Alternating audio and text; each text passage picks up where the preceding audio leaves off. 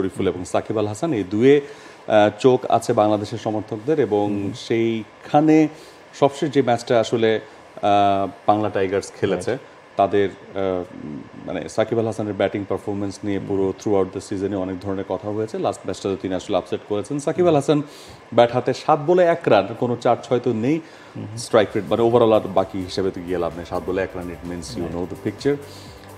But ball হাতে Shakib it was a bit different. মানে সম্ভবত আমরা সবসময় এই কথাটা বলতাম যে ব্যাট হাতে সাকিব যদি ব্যর্থ হন বল হাতে তিনি পুষিয়ে দিবেন।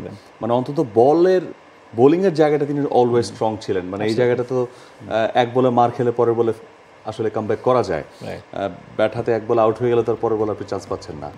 সো ওই জায়গাটা সাকিব কিন্তু 2 উইকেট তিনি নিয়েছেন।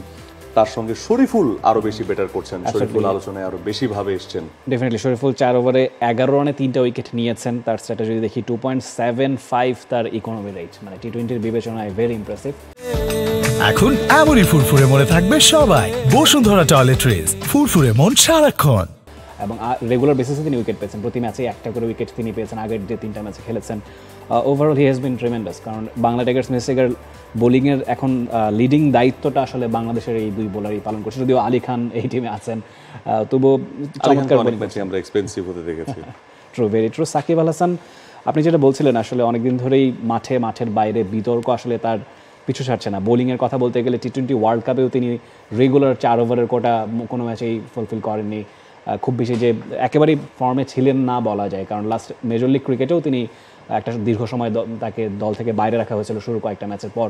সেই জায়গায় তার ফিরে আসাটা অবশ্যই প্রশংসার দাবিদার। অ্যাবসলিউটলি, আমরা সেটাই তো বাংলাদেশের সমর্থকরা দেখতে চায় যে বাংলাদেশের পারফর্মাররা ভালো খেলছে, তারা ভালো করছে, ডোমিনেট করছে তাদের, মানে অ্যাটলিস্ট আমরা আমাদের প্লেয়ারদেরকে প্রপার শেপই দেখতে চাই। সেখানে সাকিব আল হাসান স্ট্রাগল করছেন তার ব্যাটিং নিয়ে এবং ভবিষ্যতে তিনি যে বাংলাদেশের হয়ে বাংলাদেশের জার্সি গায়ে নামবেন সেখানে ব্যাট হাতে কেমন করেন সেই শঙ্কা রয়ে গেছে এবং রিপ্লেসমেন্ট বা তার রিটায়ারমেন্ট বা সিনিয়রদের রিটায়ারমেন্ট কবে হবে সেই নিয়েও কিন্তু একটা জোর গুঞ্জন চলছে। দেখা যাক সেই বিষয়ে আমরা যখনই আপডেট পাবো আমরা আমাদের দর্শকদের অবশ্যই জানাবো। For more updates, subscribe to our YouTube channel and click on the bell icon. Follow us on Facebook and Instagram. Download T-Sports app to enjoy exciting games and highlights. Visit tsports.com.